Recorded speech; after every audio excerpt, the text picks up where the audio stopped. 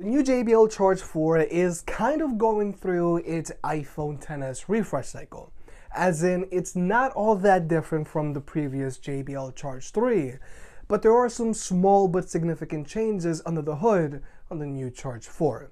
Here's what's new and what I like about the new JBL Charge 4, and do you really need to upgrade if you already have the JBL Charge 3? Money-wise, the new JBL Charge 4 retails for the same $150 that the previous Charge 3 used to retail for. And JBL is also going to be offering the new Charge 4 in a staggering 10 different colorways. If you want to pick either of these speakers up, I'll have links in the description below, and if you use the links, it really helps out the channel. I highly suggest you check them out because you never know when these speakers might go on sale, so you might get lucky. And also, check out the numeric shelf down below. Design-wise, the Charge 4 looks practically identical to the Charge 3. They both have fabric bodies, a row of control buttons up top, a battery gauge on its base, and exposed passive radiators on each side. They're both even rocking the same IPX7 rating, meaning that they're both waterproof up to 30 minutes in 1 meter of water, and they both have the same advertised battery life of 20 hours. But if you look closely, there are a few differences between the Charge 4 and Charge 3. First up, it's the proportions. The Charge 4 is slightly bigger and wider than the Charge 3.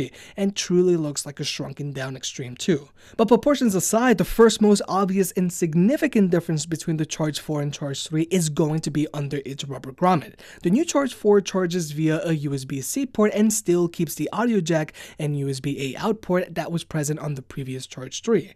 And I think this is great. Like I've said in previous videos, if your product is launching in late 2018, it better have USB-C charging. And the Charge 4 also comes included with a new USB-A to USB-C charging cable, a first for JBL. But unfortunately, it doesn't come with a wall adapter, and although it's not a big deal, I don't know why JBL is cheaping out on this, because previously they didn't. Now, regarding this new USB-C port, unfortunately it can only be used for charging the Charge 4. You cannot use it to charge your own devices, and you cannot use it as a wired connection.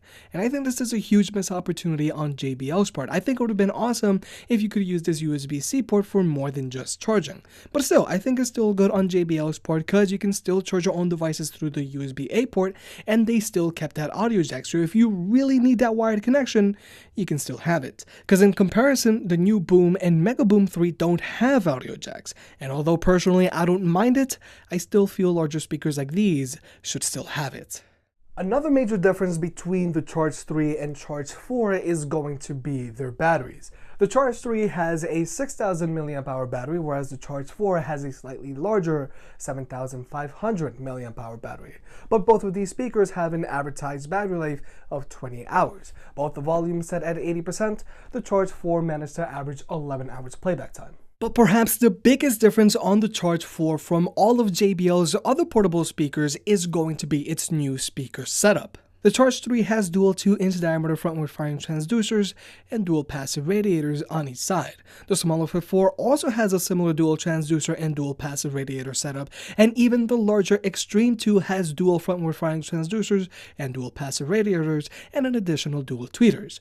Now, even though the Charge 4 still has dual passive radiators on each side, instead of dual transducers, it has a single 2x3.5-inch transducer that's been offset to the right.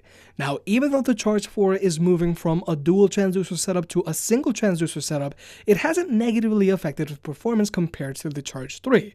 But now we're going to jump into a sound test, and then I'll let you know what I think about the Charge 4 sound quality. Although it's hard, I know I gotta keep up, no time to late to drift away. I fill my space, I spend my time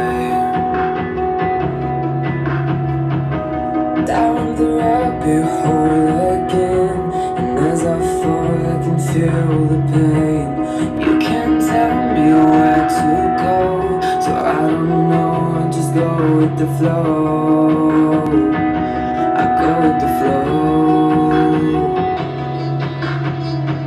I'm falling up, I'm falling down, from the sky and from the ground. Up above just like below, and I don't know where I should go. I'm stuck in limbo.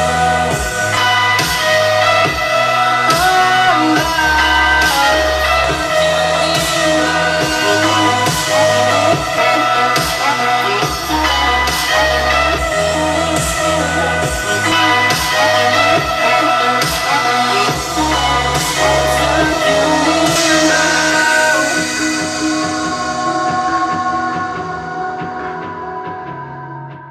Just like all of JBL's other newer speakers, starting with the Pulse 3, the JBL Charge 4 has a neutral sound signature with just the right amount of bass and treble that should keep most people happy.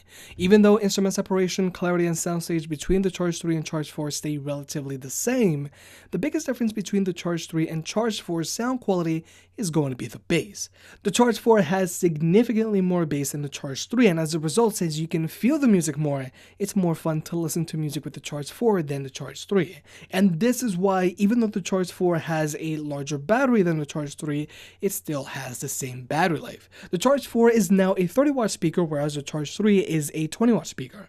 Now, even though I do enjoy the Charge 4's added bass, for a lot of people, including myself, it's not going to merit upgrading from the Charge 3. Now, even though the new Charge 4 is putting out more power than the Charge 3, it doesn't get any louder than the Charge 3.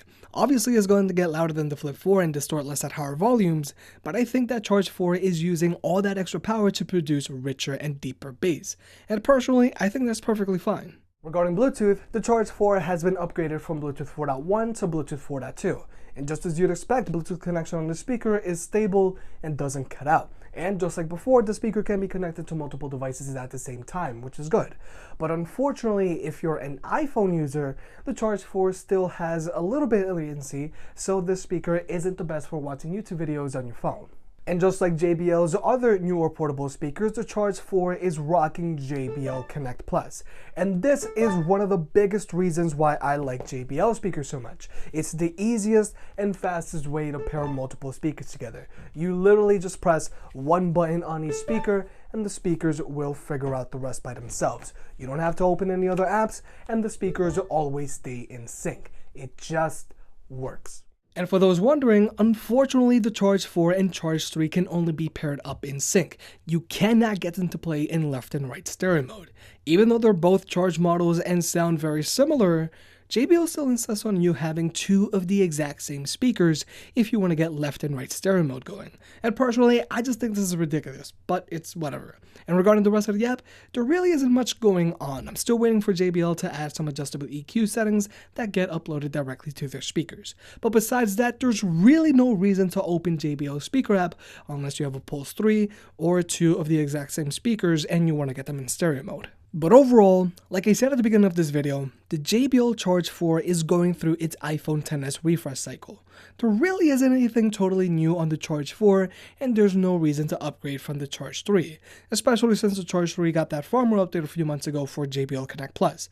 But don't get me wrong, I do like that the Charge 4 has more bass than the Charge 3, and I do like that the Charge 4 now has USB-C charging. But other than that, there's no major differences between the Charge 3 and Charge 4. But still, the JBL Charge 4 still keeps its title as one of the best mid-size speakers out there. It sounds good, it has a good battery life, and it's pretty durable. And I wouldn't be surprised if the next JBL Flip 5 is right around the corner with a similar single transistor setup and USB-C charging. Personally, I would have made the Charge 4 more interesting by throwing in at least a single tweeter and fast charging, and maybe it's time for JBL to introduce a new wireless charging accessory for their speakers. If you made it this far, I guess you enjoyed the video, so hit that like button and get subscribed. It helps out more than you realize. Support the channel by clicking on the links down below, and I'll catch you next time.